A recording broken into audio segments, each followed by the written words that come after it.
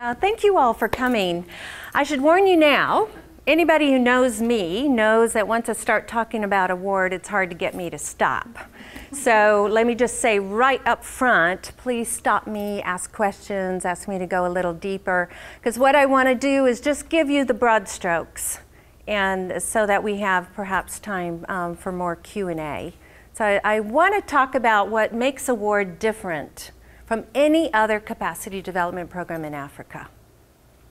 Award is quite unique, and I want to just sort of outline what makes it unique. And then from there, I want to talk about our model for empowerment, and very importantly, how we're measuring empowerment. How do we know whether or not we're empowering women in this very important work of agriculture research and development, where it's very much needed. Started award because of two trends that are currently undermining food security, nutrition, well-being, incomes. The whole ARD, agriculture research and development sector in Africa, as you know, is underperforming compared to any other region, and the consequences are quite dire. And despite a couple of decades of a lot of talk and a lot of effort around gender issues in agriculture in Africa, to this day, the African woman farmer who's producing 50, 60, 70, up to 80% of food in small holdings, to this day, she is doing that without any help of any kind from anybody. And it's one of the key reasons for underperformance on the continent. And it is overdue. It is time to put science and technology at her service.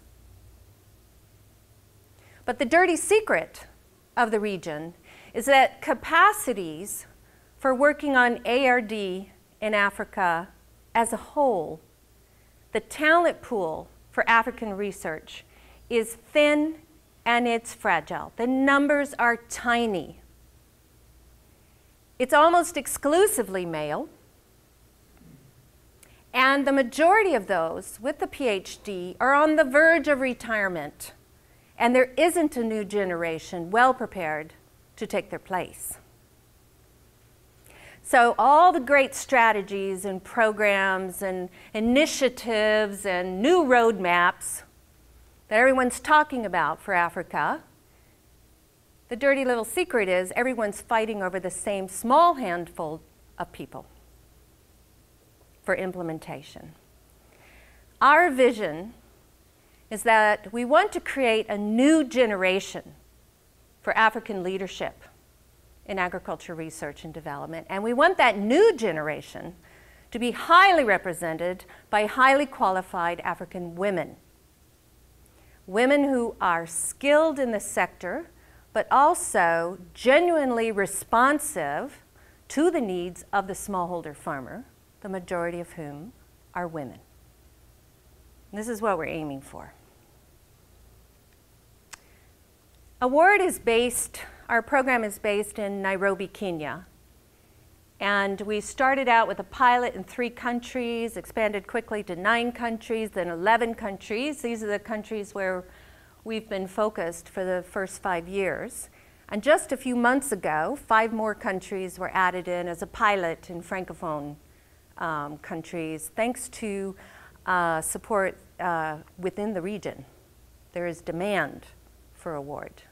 And we're hoping from the pilot in the Francophone countries to soon, well, actually double the program. But these are the 11 countries where we've been working, thanks to support from Bill and Melinda Gates and USAID for the large part. And from our team with me today is Helga Recke, our science coordinator. We're about 15 staff members based in Nairobi, 11 of whom are Africans.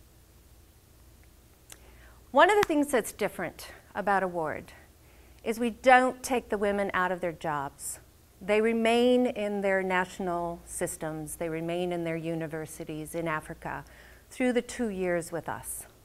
We've been designed so that they can stay in their homes, stay in their institutions, while going through this capacity development program.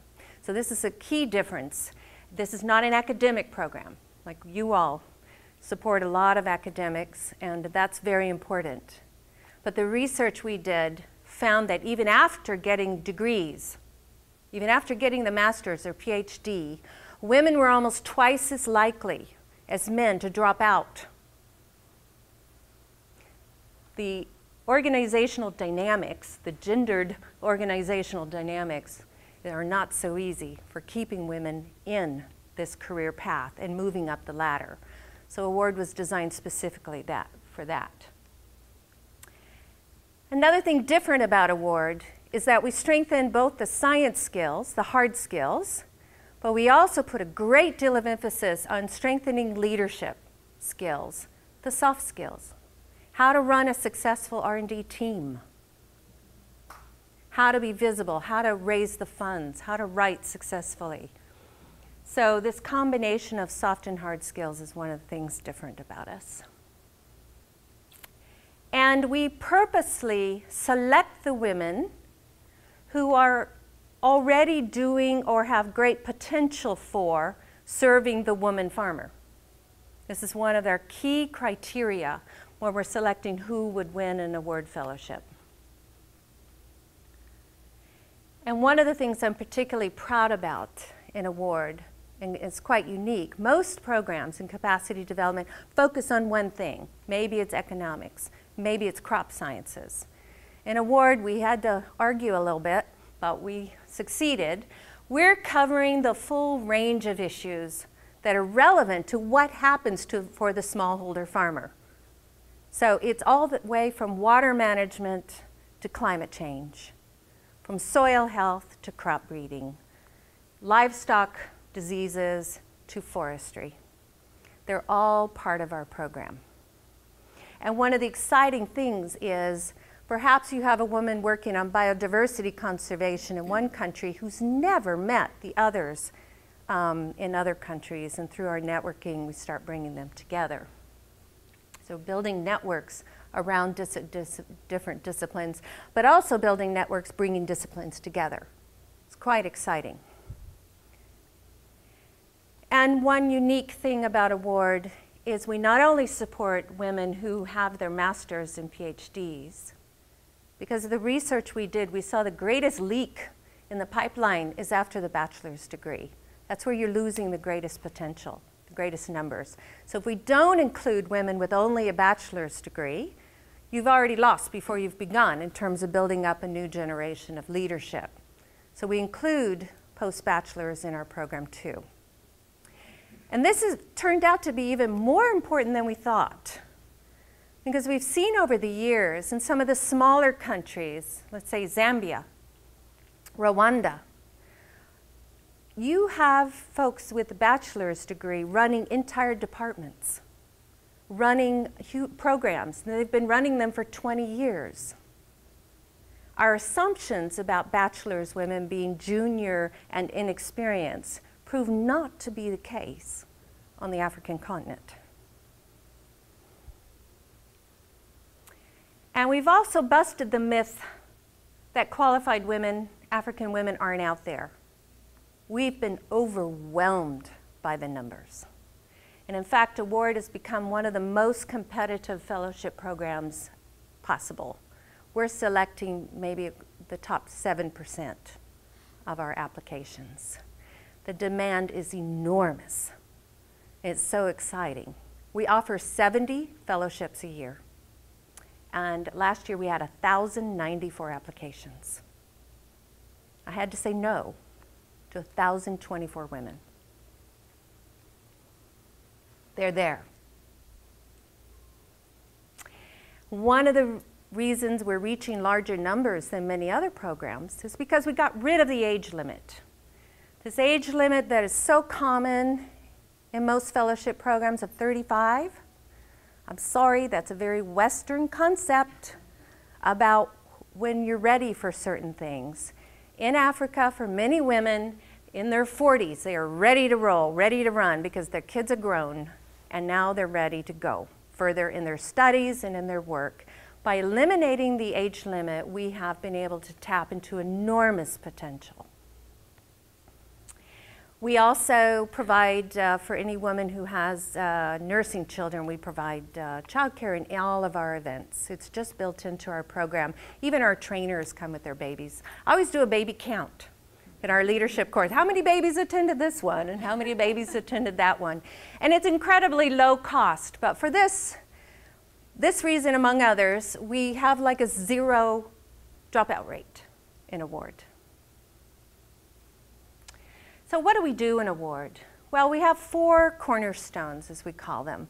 The first is mentoring, the second is science, the third is leadership, and then as a full cornerstone of our work, it's learning, monitoring, and evaluation. This was the first and biggest investment ever made for African women in agriculture research, and we felt an enormous responsibility to document, learn, measure, see what's working. We hope that we're developing a model, a capacity development that can then be adapted to other sectors, to other regions. So we're investing a lot there. I'll go more into that. But the first thing that happens when you join award is you get a mentor, a very senior scientist in your area. And like 98% of our mentors are Africans. And what's interesting is almost half of our mentors are men. Very senior African men volunteering. We don't pay to mentor, but we do give them 2 of our courses. So this is our secret way of strengthening leadership skills, science skills for another level in the institutions. So they're paired together for a year, 12 months, and it's very goal-focused. And I'll show you more about that in a bit. In a very special relationship to make her as successful as possible. During her first year, she's mentored, but during her second year, she has to give back. She has to not only mentor a more junior woman in her institution, she has to go out and do what we call role modeling events. And most of them go out and speak in the schools and in the communities and so forth. Our idea here is to help inspire young girls and young boys about the potential of African women. All too often the images out there are all about victims, victims, victims. And we're saying potential, potential, potential. These women are part of the answer. And we've so far reached about 28,000 school children through these events, and the number's going up every day, 80% of whom are girls. Which is great. When girls can see women who've made it and how they made it and became scientists, and communicating that if you care about hunger issues, if you care about climate change, if you care about energy issues, that agriculture research is a great direction to go. Because I'm sure you're hearing this in other programs too, the dearth of young people interested in agriculture research. It's a key challenge, isn't it? Because their families are saying, well, we want you to get off the farm, you know. So role modeling we consider quite important. So with this design we have an award, you have a lot of ripple effects. So for example, with our first 320 fellows, we've actually reached 745 scientists in over 200 organizations. So the ripples are going, it's exceeding our hopes actually. And very importantly, we've been able to attract a number of key partnerships for advanced science training. Partnerships that at the end of the fellowship, our postgraduates have the opportunity to write research proposals and compete for attachments to institutions around the globe. And we're supported by a number of the CGIAR centers, South African universities, but also private sector partners here in the United States and key universities.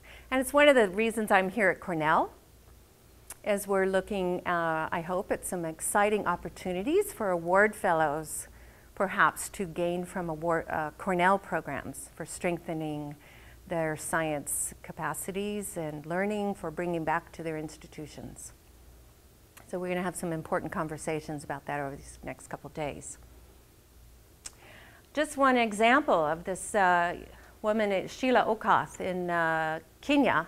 We sent her to Stellenbosch University in South Africa, where she learned what she needed for dealing with aflatoxin poisoning, and she came back and has set up the first lab, the University of Nairobi, the very first lab available in East Africa for aflatoxin. That's quite key and concrete, and it's been so successful she's now been able to attract funding from Finland and CIMMYT and others. And here's a fellow from Mozambique, Philomena, that we sent to Novus in St. Louis, Missouri, where she wanted to develop a poultry feed, of course, which is critical for women, based on the crops already available to Mozambican farmers, readily available, going to waste, actually, rather than importing expensive inputs. So she took her pigeon peas with her to St. Louis and has been working on various formulas for developing affordable, nutritious poultry feed in Mozambique, which is of enormous benefit there. So this is the kind of practical, through research attachments, you can take a basic issue that serves women smallholders, get the advanced science training and bring it back home, where it can have enormous impacts. And what we're doing all along the way then is documenting. We have quite a well-developed M&E system which continues to develop and evolve. So I'd like to tell you a bit about that, because I think it's one of the things that makes awards special. First thing we did was benchmarking research in 125 institutions. And it's from that benchmarking that we were able to document for the first time, because usually gender disaggregated data is not collected. So we do know now for sure that less than 1 in 4 of the agricultural researchers are women, and less than 1 in 7 of those who make the decisions, who are in management or leadership, are women. So it's clear women they don't have that voice in setting the agenda or the priorities for where the investments will go in terms of R&D. So we set some principles for awards monitoring and evaluation system. And though we're supported by Bill and Melinda Gates and USAID, they were totally on board about this. That our first principle was that our M&E system in itself had to be empowering. It was more about serving those we work with than answering to the donors. And that's a huge decision to be made right up front, and it affects everything else we did. Of course, we also wanted it results focused and credible, rigorous, all that. And I think we've walked a careful line. The third thing we did is we developed quite a detailed theory of change. Now, don't panic. I just want to show you graphically real quick a summary of our theory of change. I don't expect you to be able to read this except to say that we are quite clear in the theory of change of what's under our control. Basically, the only thing under our control that we measure is what we implement and the quality of what we implement. Now, this is proven to be more crucial than you would think. There's a lot of mediocre programs, a lot of underinvestment in these areas, and then it's used as an excuse for not doing more in these areas. The first thing we control is quality. It's crucial. And then we measure what the fellows gain. This is our sphere of influence. They gain the mentoring, the science, and the leadership, and we measure the changes that happen because of that. And then our hope is that these things then will influence systems, influence the sector. Now, I won't go into it, but there's a whole nother theory of change for building sustainability. We have invested, thanks to USAID, in building up a whole team of African trainers to deliver everything we do. When we started, we were reliant on external and international consultants to come in and deliver the training. We now have what we call the A team, which is an all-African team that delivers all of our training. Big investment there. And our M&E system then was developed to test the theory of change and to test our assumptions. And within this theory of change, we have an empowerment model that's embedded that we're testing. And this empowerment model is worked, of course, based on the expansion of agency concepts put together by Amartya Sen, and more recently elaborated by the Oxford Institute on Poverty. But for us in Award, what we're learning is that the first power that has to be expanded is the power within. And this is the one that's not so obvious in other programs. This is that confidence, that belief that you can be an agent of change, and the motivation to make a difference in the sector. Now this is huge. If you grow up in a culture where a common expression is a good woman is a quiet woman, obviously I wouldn't be considered a good woman. But this is this is huge. So the first change, the bedrock, I would say, of all the changes is the power from within. The second is the power to do, and this is what most programs do measure. These are your skills, your productivity, your publications, and all of that. Very important, we do include it.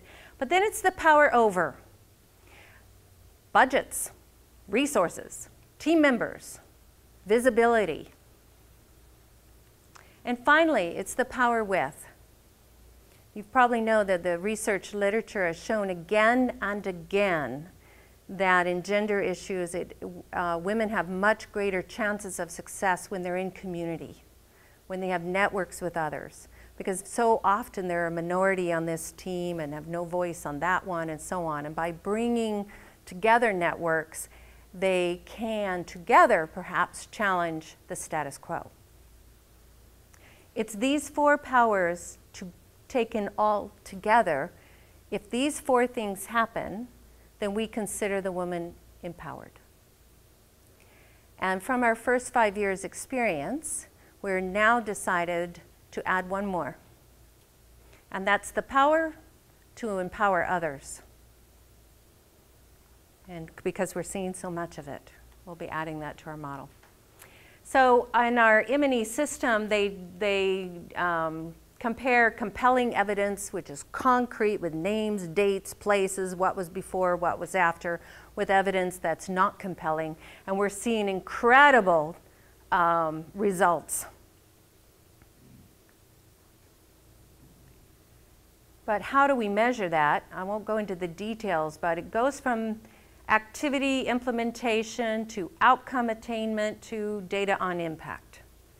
All of those things are part of our M&E system. And that sounds like a lot, and it is, so I want to walk you through one example. And here's one of our fellows in Nairobi. And she spends most of her time working with women in the slums. And she's helping them take waste that's readily available and turning it into fuel briquettes. Because one of the problems has been, because of the costs of fuel and the decimation of the forests, that women have stopped putting beans in the pot. Because beans take longer to cook than the ugali. So they're keeping the maize meal in the pot, cooking that, but they're stopped putting in the beans. Without the beans, of course, you're not getting enough protein, and there's some serious nutrition challenges. So Mary's been working on this technology of using waste and coming up with fuel briquettes that the women can produce themselves, sell themselves, market, and train others to produce. And thanks to Award, she went to Sweden and worked out all kinds of different formulas to come up with the most efficient ones. And thanks to the Borlaug Fellowship, she went to the University of Michigan, where she worked out the economics of it.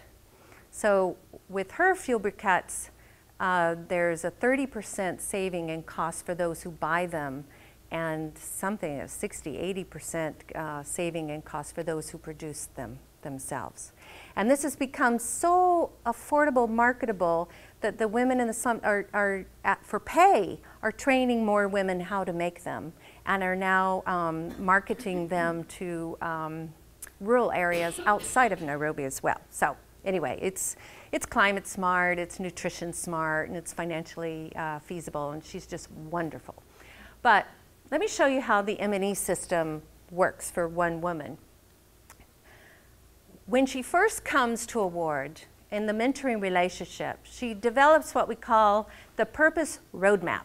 This is where she's going to go in her career, what she's aiming for. And the mentor's job, of course, is to help her get there. So her purpose is develop affordable green energy with women. So she then needs to decide what she has to do in research to get there, where she is in her position, where she needs to go over the years to influence the sector, what she needs in terms of science skills, gender skills, and all the rest. All of this is worked out in detail for every fellow. And they come up with concrete goals to work on. So Award's mentoring program is very, very focused and goal-oriented. And this is part of what we measure in the M&E. How's it going in her goals? So when she starts with the baseline. So we have her publication rates, for example, 5–6 years before award, for example, and the positions and the research she's done. And then during award, we collect a progress journal every year, measuring the results against that. And at the end of her 2 years, there's an impact story, in addition to the progress, and as well as consultation with the supervisors and colleagues for triangulation, feedback from her mentee, feedback from her mentor, and now we're also conducting institutional case studies, because in certain institutions we have 20, 25 people who are involved in award. So you start permeating the place, right? So we want to see what's changing as a result of that. It's quite exciting. So this is like the M&E journey of one fellow, where we're collecting gobs and gobs of data.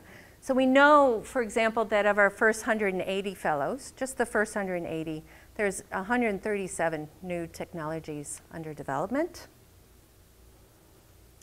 And we know from just our first 180 fellows, in just the 2 years with award, they doubled their peer-reviewed publications. And we know, this is one of our most shocking things, that 52% of award fellows were promoted. In a sector where promotions are almost unheard of, there's not much mobility. So, quite exciting to see. We're measuring thousands of things, and I'm not going to show you much of the data yet because we're recrunching it, because now we have 320 fellows, so we want to recrunch everything. So a few months I could show you lots of great data.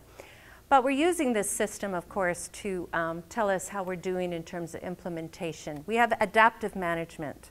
As the data rolls in, we actually make changes in the package if it's needed to make it even better. We're looking at the achievements of our fellows, and we're looking at, most importantly, whether our theory of change holds up. Is it working the way we thought it was, and do we need to make changes? So within that, we're testing the empowerment model. The empowerment model is holding up quite strongly, quite distinctly. So we're thinking this might be useful. And one of the things we're learning is that it's the leadership development that is one of the most powerful changes happening. Now this is interesting, because if we focus only on the science skills and we don't do this, you're not going to see the same rate of change. We can now pretty much say that with confidence from what we're seeing in the M&E data. It takes the leadership development, it takes that inner change to unlock all that other potential.